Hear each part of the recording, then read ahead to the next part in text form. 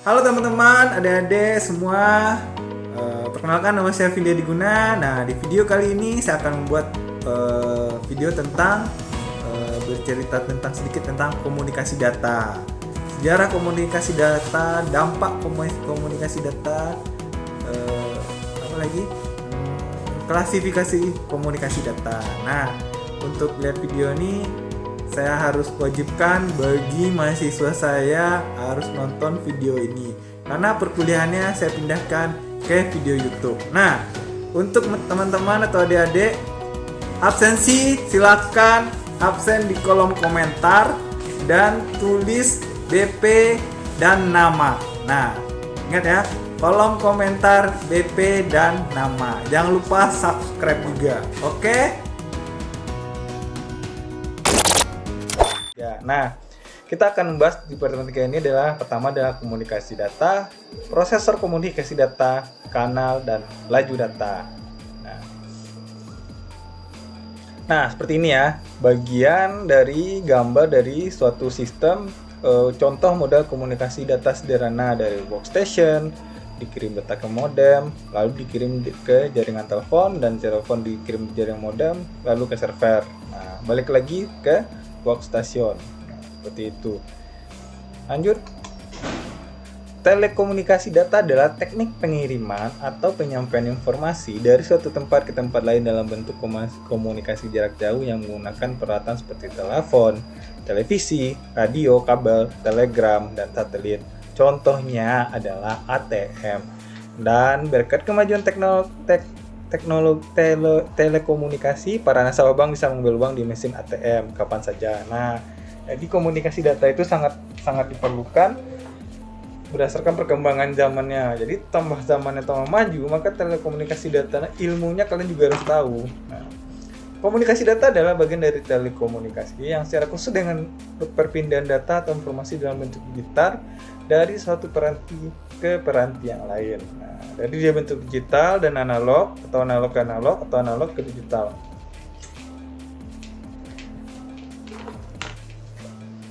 Next.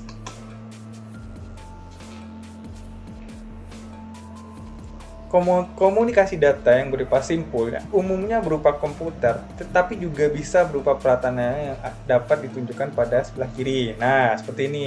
Jadi komunikasi data ini juga sebagai simpul informasi. Nah, seperti pesan, media transmisi. Nah, perangkat pengirim mengirim data atau informasi melalui prosesor komunikasi modem. Prosesor komunikasi itu adalah modem ya. Prosesor ini yang bertanggung jawab melintaskan data informasi ke media transmisi atau saluran telekomunikasi kabel. Kemudian pada bagian penerima, prosesor komunikasi inilah yang berperan menangkap data yang berasal dari media transmisi dan mengkonversikan data atau informasi dalam bentuk yang dimengerti oleh komputer. Jadi, modem akan mengirim data ke komputer. Nah, prosesor komputer akan menerjemahkan data yang dikirim dari modem. Nah, jadi data yang dikirim dari modem itu adalah 1 dan 0. Nah, makanya ada bilangan 1, 0, bilang biner, bilangan desimal, bilangan heksadesimal. Komponen penting dalam penyusunan sistem komunikasi data antara lain adalah pertama adalah komputer untuk memproses data, terminal, atau peralatan masukan keluaran untuk mengirim atau menerima data. Yang ketiga adalah media transmisi, media yang menghubungkan antara pengirim dan penerima. Yang keempat adalah prosesor komunikasi yang mendukung data transmisi yaitu modem. Yang kelima adalah perangkat lunak mengontrol kegiatan pertukaran informasi. Nah, tanpa adanya perangkat lunak, informasi yang akan disampaikan, yang dia akan terjemahkan juga kita tidak akan tahu. Jadi perlunya perangkat lunak dalam proses sistem komunikasi data. Next. Komunikasi data ini ada 2 isyarat atau sinyal. Yang pertama adalah sinyal analog, yang kedua adalah sinyal digital. Nah, sinyal analog seperti ini. Nah, sinyal analog. Analog sinyalnya berdasarkan periode, amplitudo, periode dan amplitudo. Sedangkan sinyal digital isyaratnya adalah 0, 1, 1, 0, 0, 1, 1, 0, 0. Seperti itu.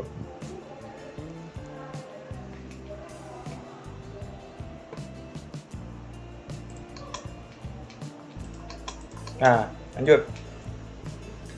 Pertama, isyarat atau sinyal analog. Sinyal analog adalah sinyal kontinu untuk menggambarkan bahwa besaran itu mempunyai nilai kontinu yang tak terputus karena bentuknya berupa gelombang kontinu yang membawa informasi dengan mengubah karakteristik gelombang. Jadi, sinyal analog adalah sinyal yang akan mengkonvertkan gelombang menjadi suatu data. Dua parameter atau karakteristik tersebut yang dimiliki oleh isyarat analog adalah amplitudo dan frekuensi.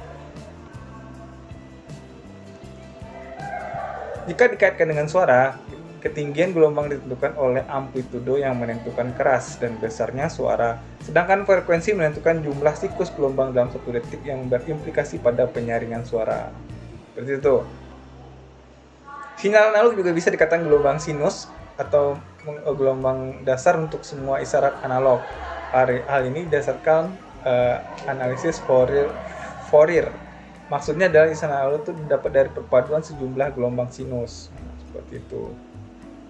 Di antara periode dan frekuensi. Lanjut. Masih kedua, sinyal digital. Isyarat yang tersusun atas dua keadaan disebut dengan bit, yang mana keadaan tersebut terdiri dari 1 dan 0. Keadaan 1 dapat diperoleh dengan diwakili dengan 5 volt dan keadaan 0 volt. Jadi data itu dikirim, yang akan ditransfer adalah di komputer adalah 1 dan 0. Sedangkan di tegangan listrik dia akan mengirim sinyal 5 volt dan 0.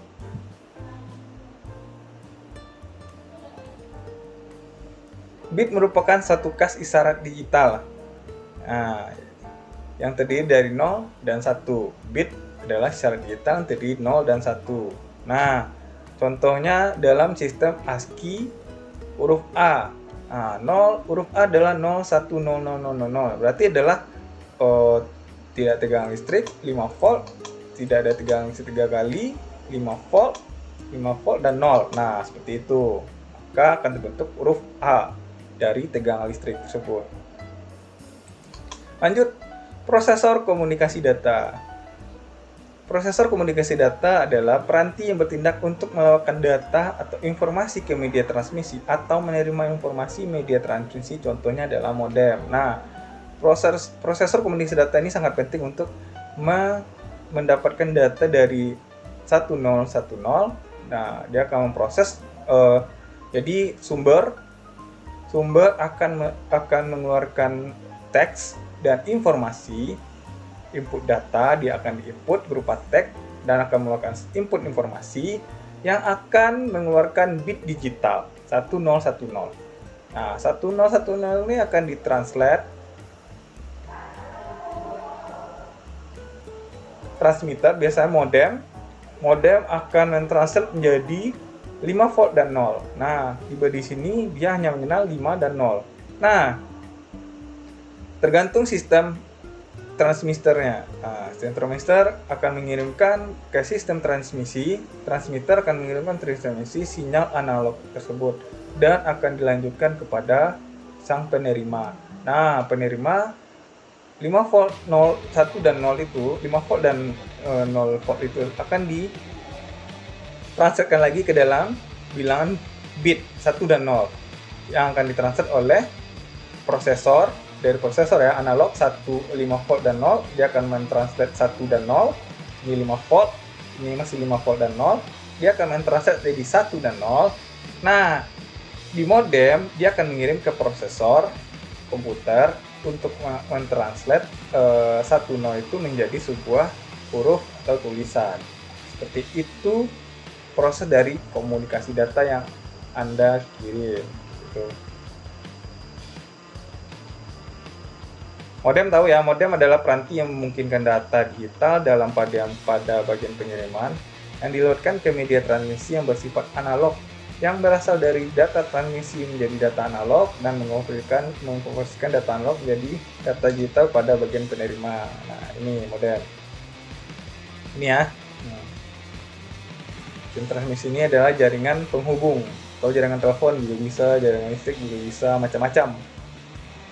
Next.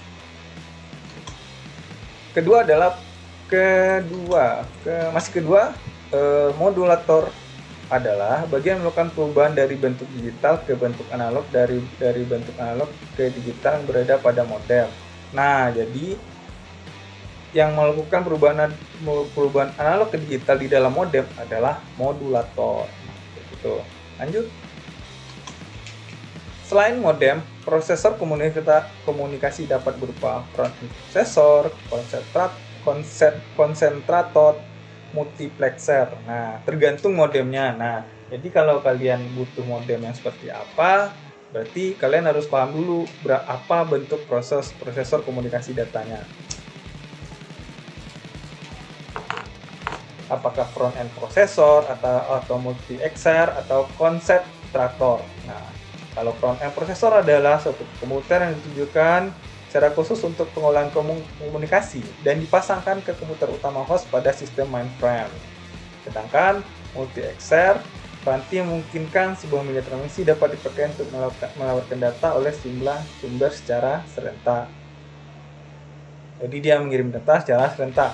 Sedangkan konsentrator, komputer yang digunakan untuk mengumpulkan data dan menyimpan pesan-pesan secara sementara yang berasal dari sejumlah terminal sampai pesan-pesan tersebut siap untuk dikirimkan secara serentak ke host. Nah, jika kalian jadi teknisi, kalian harus paham modem, prosesor komunikasi, ada front end, ada multiplexer, ada konsentrator, ada modulator. Tergantung pemakaiannya yang mau mana. Tapi kita tidak akan mendalam, cuman saya akan memberitahu kepada Anda prosesor komunikasi data itu yang macamnya seperti ini. Nah, gambarnya bisa dilihat seperti ini. Mainframe. Jadi terminal dari terminal mengirim ke data ke mini komputer, dia akan mengirim atau mengirim langsung juga bisa, atau mengirim ke modem akan mengirim lagi ke transmisi, atau modem lagi dia akan mengirimkan prosesor dan akan diterima oleh mainframe komputer induk. Lanjut, kanal adalah pada komunikasi data ini adalah sering menyatakan data sirkuit. Nah, tergantung dari rangkaiannya atau suatu rangkaian terdapat pada satu kanal. Kanal adalah suatu lintasan untuk mentransmisikan data. Ini ada kanal 1, kanal 2. Ini ada kanal 1, kanal 2, kanal 3, kanal 4, macam-macam. Analoginya kanal dapat dibayangkan seperti jalur-jalur yang terdapat pada suatu jalan, dan jalan tersebut bisa mengandung lebih dari satu jalur. Nah, kabel ya, bisa juga kabel atau istilah orang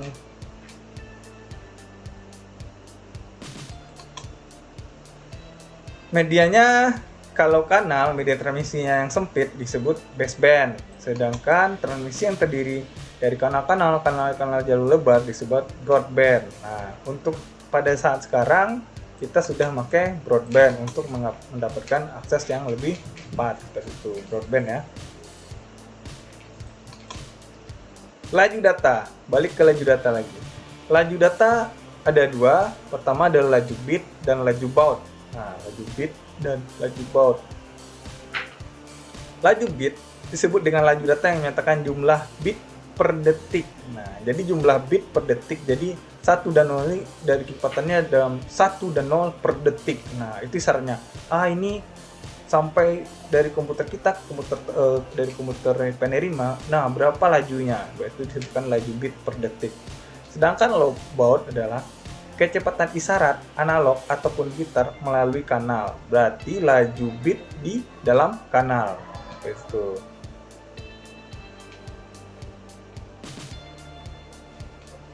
Atau juga bisa dengan rumus laju bit sama dengan 2 kali laju baud. Nah, jadi 2 kali dari laju dari kanal laju bit tersebut.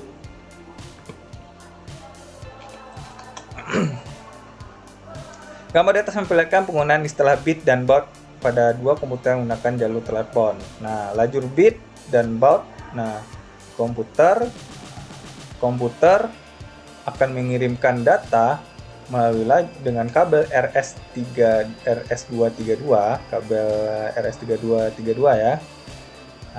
Dengan laju bit atau baud dan akan mentransfer ke modem. Nah, modem akan mengirim data jalur telepon atau jalur listrik atau kabel yang fiber optik tergantung,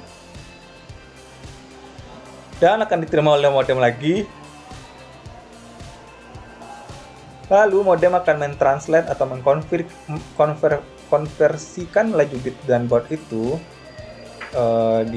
terhadap kabel RS232 dan akan mentranslate di dalam komputer. Nah, ini laju data. Laju data dapat kalian lihat di samping kanan.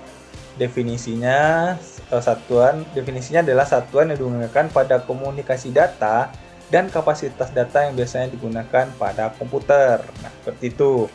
Nah, satuannya adalah kilobit per detik, megabit per detik, megabyte kalau bahasa Inggris megabit ya, megabit, gigabit per detik, byte, kilobyte, megabyte, gigabyte, terabyte, dan exabyte. Nah, ini yang ukuran yang paling kecil, ini yang sudah yang besar. Kalau sudah 2 megabyte, misalnya jaringan internet Anda 2 megabyte. Nah, maka bisa bayangkan ya, 1 megabyte 1.248 byte. Nah, 1 byte berapa bit? Nah, berarti bayangkan kecepatannya cepat ya. Nah, seperti itu. Lanjut. Spektrum dan lebar jarum. Kita sampai spektrum ya. Kita tengok lagi laju data. Nah, tanggung spektrum, dan kita lanjutkan aja. Spektrum dan lebar jarum. Spektrum dan lebar jarum. Spektrum,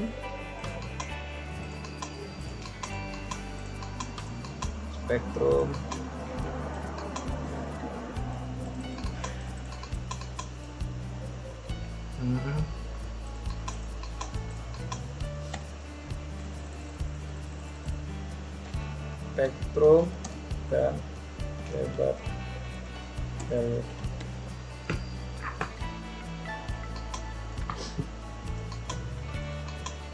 Spektrum dan lebar jarum. Nah, dia spektrum dan lebar jarum. Nah, spektrum dan lebar jarum itu adalah suatu isyarat menyatakan jangkauan frekuensi yang dikandung oleh isyarat. Sebagai contoh, dapat suatu isyarat dengan persamaan sin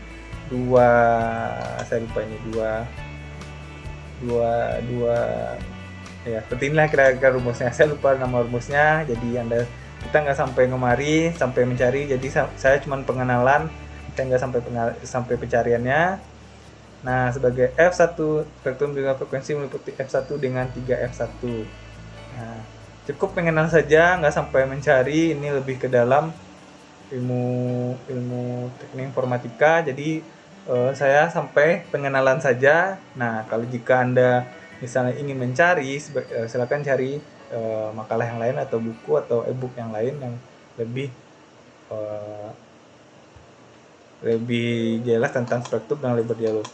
Kalaupun saya menerangkan, saya yakin nih adik-adik atau teman-teman pasti paling benci nih mencari-cari rumus. Nah, jadi saya hanya menerangkan saja.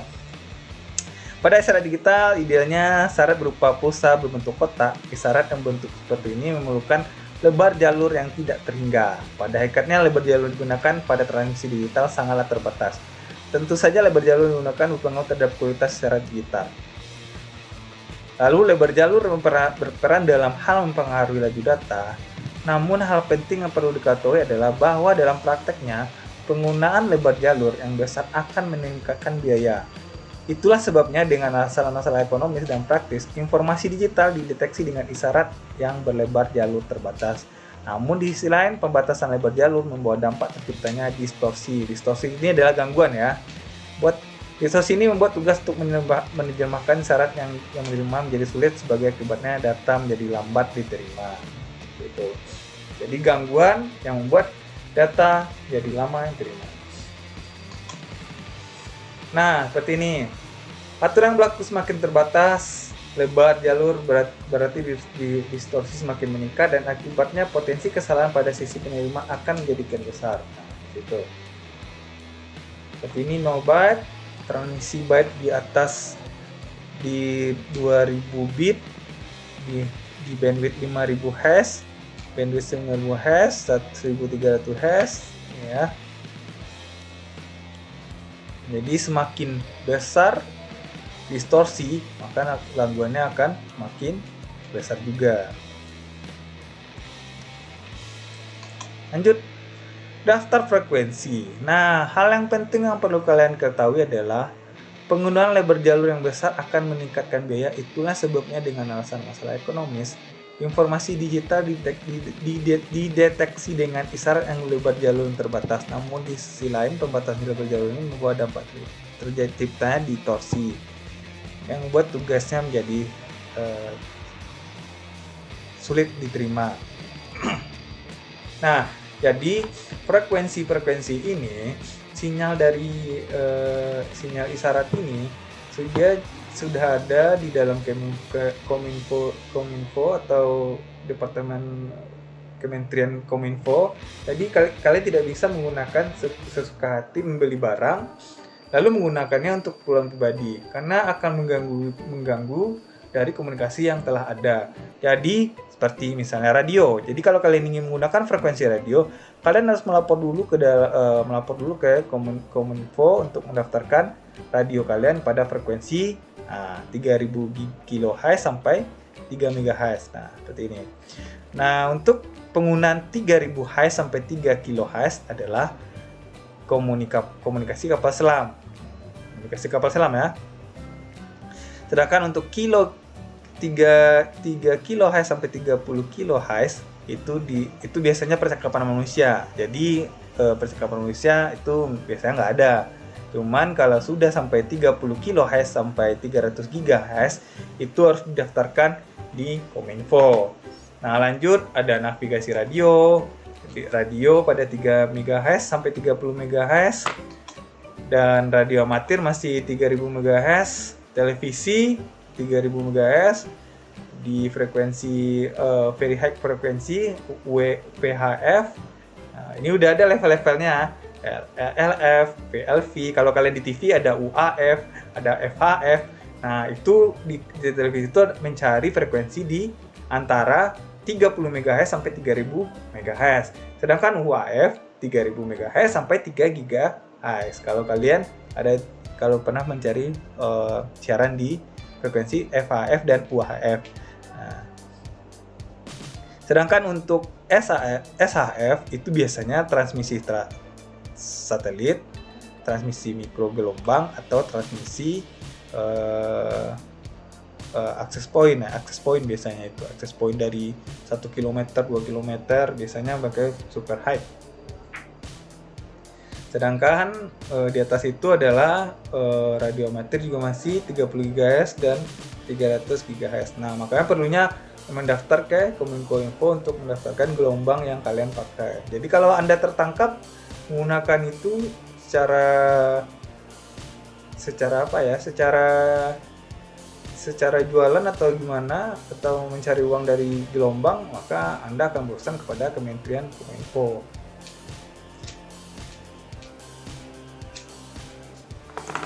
Nah, jadi kalau Anda buat radio, daftarkan dulu seperti itu. Lanjut 6, gangguan. Masih ada gangguan. 6 adalah gangguan.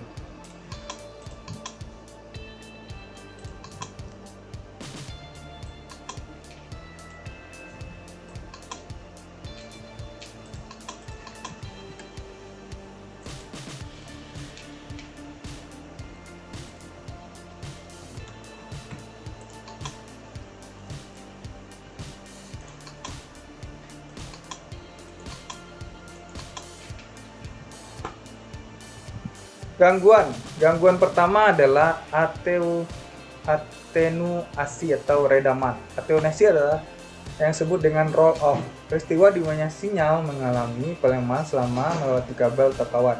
Hal ini dikarenakan gelombang sinyal berubah bentuk selama mengalir melalui kawat.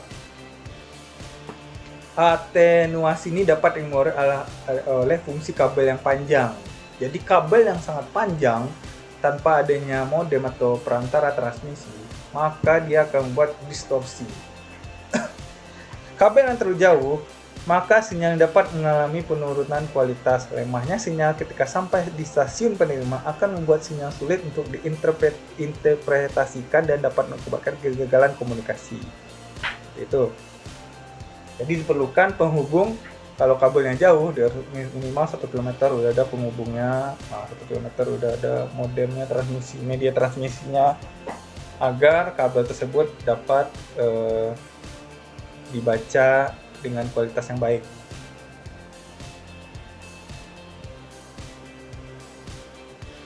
Atenuasi atau redaman, kita cari ya gambarnya di Google.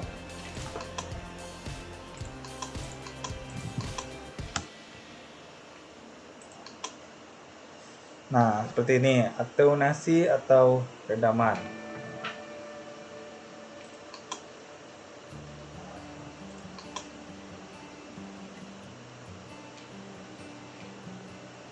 Kalian bisa cari-cari juga di Google mau gimana redaman tersebut. Kayaknya seperti ini gambarnya, redamannya. Ini gelombangnya, ini atenuasinya.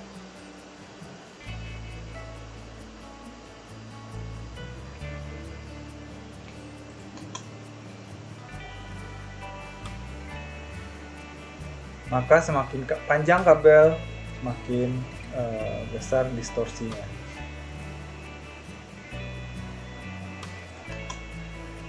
Ini aja lah, copy, next, kita save, kita taruh di sini. Oke. Ini gambar dari pengiriman data. Nah, ini ada redamannya. Maka akan buruk kualitas semakin kabel semakin panjang. Oke, lanjut. Distorsi tunda. Oke, kita cari gambar distorsi tunda.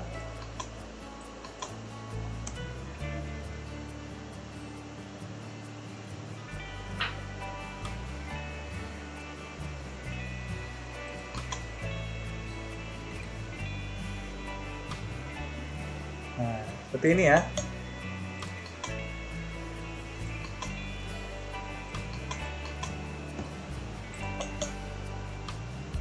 Kita save kan, copy match.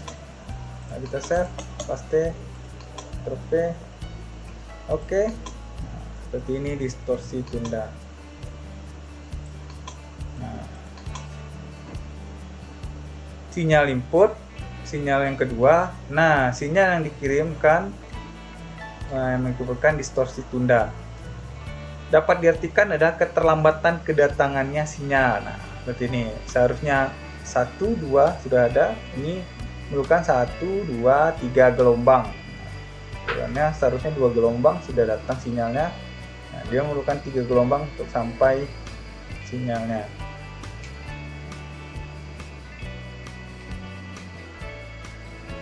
Antara sinyal satu dengan yang lain dapat memiliki frekuensi yang berbeda dan masing-masing tidak dapat berjalan dengan kecepatan yang sama, sehingga sinyal akan tiba pada waktu yang berlainan. Ini dia akan sampai tapi dia akan telat, seperti itu. Perbedaan frekuensi terlalu tajam, frekuensinya yang terlalu tajam, frekuensinya yang berbeda, jadi membuat sinyal akan berbeda juga.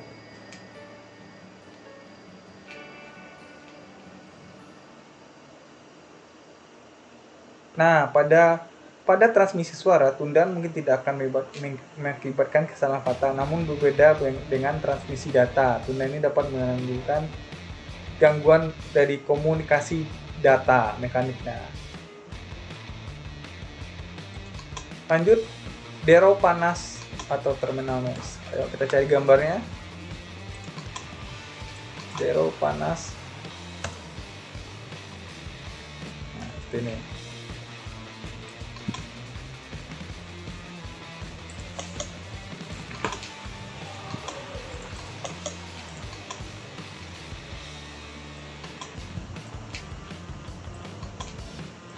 Dero panas adalah merupakan salah satu jenis noise yang tergolong dalam internal noise, yaitu gangguan elektris yang dihasilkan alat atau sirkuit dalam sistem komunikasi data tersebut. Sedangkan deropanasni merupakan perpindahan elektron yang cepat dan acak dalam konduktor yang diakibatkan oleh digitasi termal. Perpindahan elektron ini dikenal pada tahun 1927 oleh Johnson. Dia membuktikan bahwa kekuatan deropanas berbanding lurus dengan bandwidth dan temperatur. Jadi bandwidth dan temperatur sangat mempengaruhi dari laju sebuah data tersebut. Nah, jika kabelnya kepanasan, maka datanya akan lambat atau bandwidthnya kurang. Nah, lajunya juga akan kurang. Betul.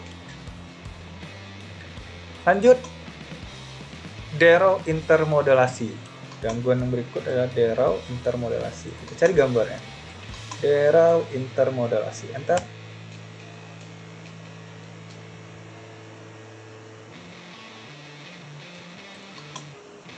Nah, ini kelihatan nggak? Enggak. Mana ya?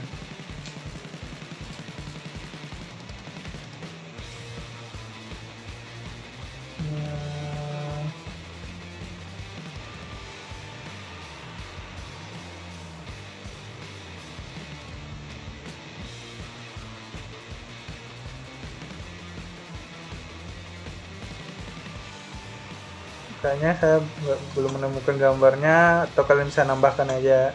Keterangannya adalah apabila dua sinyal memiliki frekuensi yang berbeda secara bersamaan menggunakan medium transmisi yang sama, sehingga akan dihasilkan sinyal-sinyal merupakan penjumlahan atau perkalian dari dua sinyal tersebut. Ini dibiasakan akibatnya adalah gejala intermodulasi. Nah, apabila kita melakukan dua sinyal yang frekuensi berbeda melalui perangkat non-linear, maka akan dihasilkan frekuensi spurior yang berasal dari frekuensi harmonisasi sinyal. Frekuensi dapat terletak pada data di luar pita frekuensi kerja. Jadi tergantung pada modulasi intermodulasi. Apa sih intermodulasi? Nah, intermodulasi adalah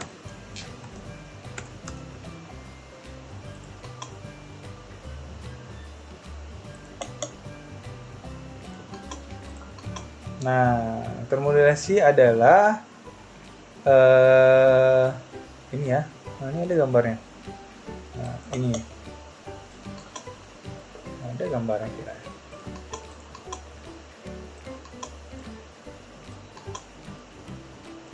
Nah, jadi gangguan dari frekuensi seperti itu. Ini ya, sama ya pengertiannya ya. Tidak hanya frekuensi harmonik seperti yang sama pengertiannya. Nah, disebabkan oleh perilaku non-linear dari pemrosesan sinyal, peralatan fisik atau algoritma yang digunakan. Nah, seperti itu. Jadi ada softwarenya mungkin.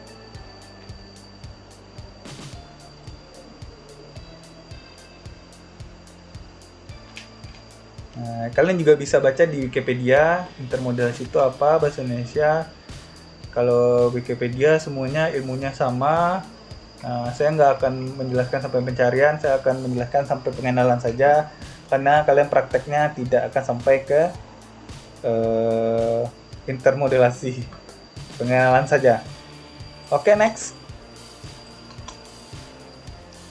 Bicara silang atau crosstalk. Ayo kita cari bicara silang atau crosstalk.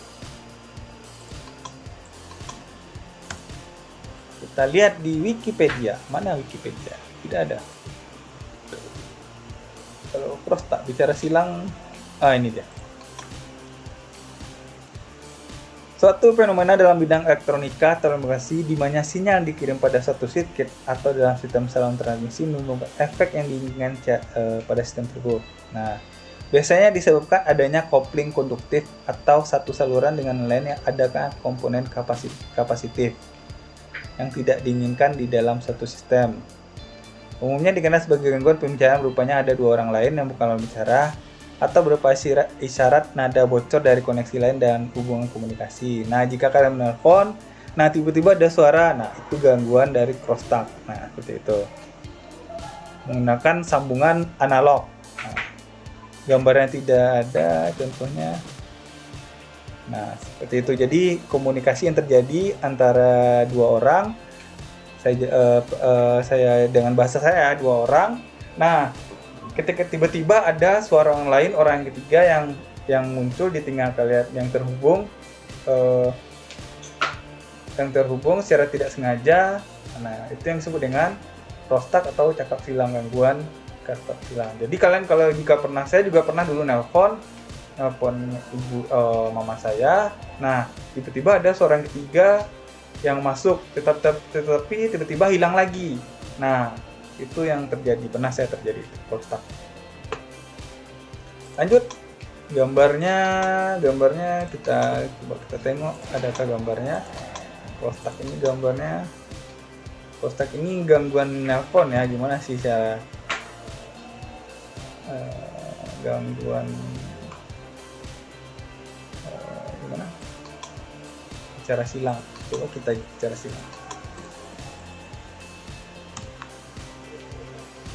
Tidak ada gangguan crosstalk itu gambarnya, contohnya.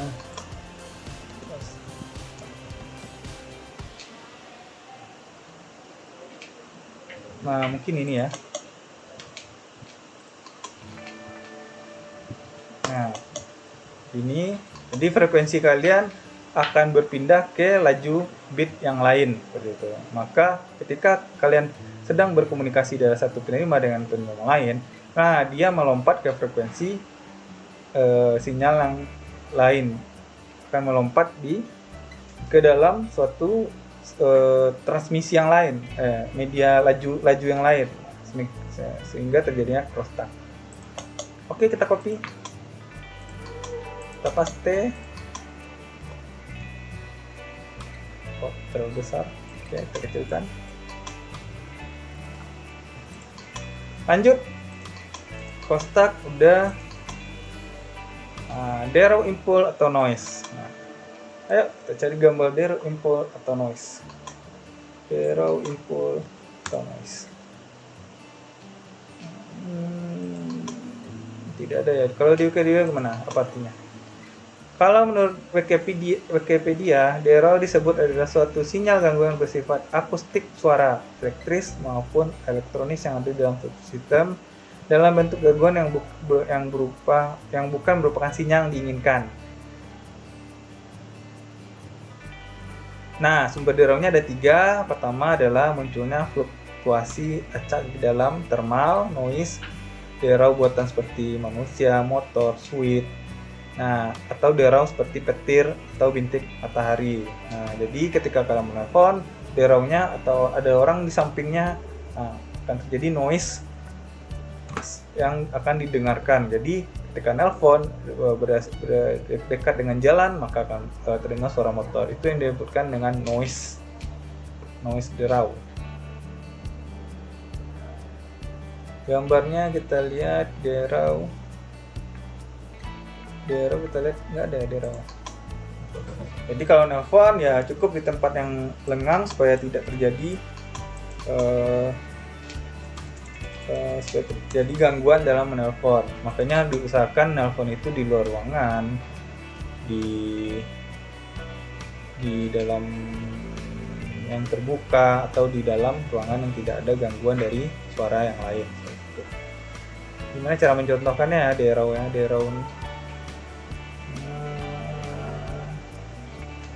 deraw kayaknya tidak saya ketemukan. Kita coba di situs lain, ada gambarnya? Tidak ada, gambarnya tidak ada. Ininya saja. Waduh. Nah, nanti kalau misalnya ada silakan kalian tambahkan bagaimana contoh deraw. Nah, lanjut fading. Fading.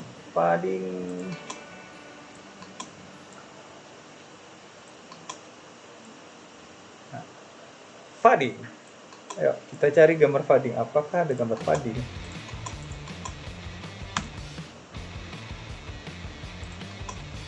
Fading adalah, kita lihat Wikipedia, tidak ada fading. Fading adalah, menurut Fading adalah Wikipedia. Ini ada kasih Fading. Nih, menurut Elektro Indonesia, Fading ini adalah merupakan karakteristik utama dalam propagasi radio bergerak. Fading dapat didefinisikan sebagai perubahan fase atau polarisasi atau level dari suatu sinyal terhadap waktu. Jadi seperti ini pertama dalam keadaan diam. Ini ya sepertinya gambarnya ya. Wah. Ya, kira-kira seperti ini gambarnya, kira-kira tidak ada pantulan dan ada rumusnya. Nah, saya tidak akan mencari sampai di sini ilmunya. Saya hanya memperkenalkan sampai kalian fading itu gangguan seperti apa. Ini pada komunikasi CDMA ya. Nah, saya ada SDPE, ada 4G. Ya, saya juga nggak tahu nih gimana cara mencarinya. Jadi tiap-tiap jaringan pasti ada. Kita lihat gambarnya, ada gambarnya. Nah, ini fading. Nah, jadi contohnya seperti ini, fading ini.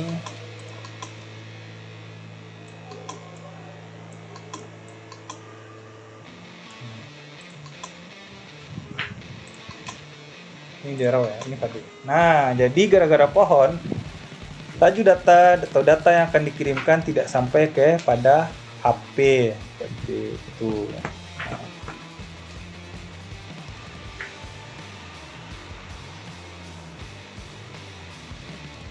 Nah, merupakan fading yang terjadi karena terdapat objek di antara saluran pengirim dan penerima. Berarti ada objek, multipath fading. Nah, sehingga gelombang yang tiba berasal dari beberapa lintasan yang mengalami fluktuasi yang relatif cepat. Dapat dikembangkan oleh rincian apabila sinyal yang dominan sinyal bersifat direct patch atau relay. Dominan adalah sinyal bersifat indirect patch. Nah, jadi intinya, pokoknya kalau ada gangguan pohon, itu yang disebut dengan fading. Jadi, misalnya ada tower dan kalian di rumah, tapi tidak mendapatkan sinyal, berarti ada gangguan sinyal fading. Itu yang disebutkan fading. Nah, shadowing terhalangnya sinyal menuju penerima karena gedungnya tinggi dari tembok. Nah, jadi tingginya pohon daripada alat pemancar, maka akan jadinya shadowing seperti itu. Yang penting ini merupakan salah satu fading. Jadi gangguan transmisi yang menghalangkan dua sinyal. Gampang ya. Ini istilah-istilahnya. Lanjut, gamma. Ayo kita cari gamma. Gamma kita ke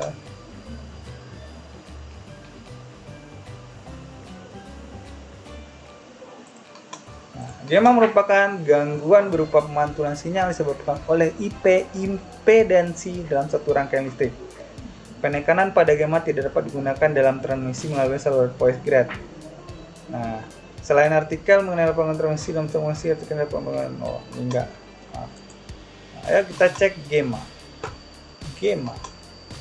Gangguan selainnya adalah gamma adalah menurut Wikipedia apa? Wikipedia. Gamma. Nah, seperti ini gambaran gamma. Pemantulan dari, atau juga ini juga bisa copy image.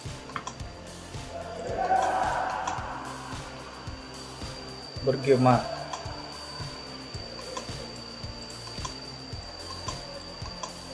Jadi di laju data jika kalian menelpon, nah kalian terdapat suara kalian, nah itu yang disebut dengan gamma. Jadi kalau saat menelpon dan ada suara kalian yang kalian terdengar, berarti ada gangguan gamma yang terdapat pada laju data tersebut atau rangkaian listrik yang kalian atau transmisi yang tersebut. Jadi dia akan memantul lagi kepada kita. Orang tersebut akan mendengar, tapi dia akan memantul lagi seperti itu. Ini yang lebih tepat gambarnya. Nah, ayo kita copy. Oh, ini enggak ya.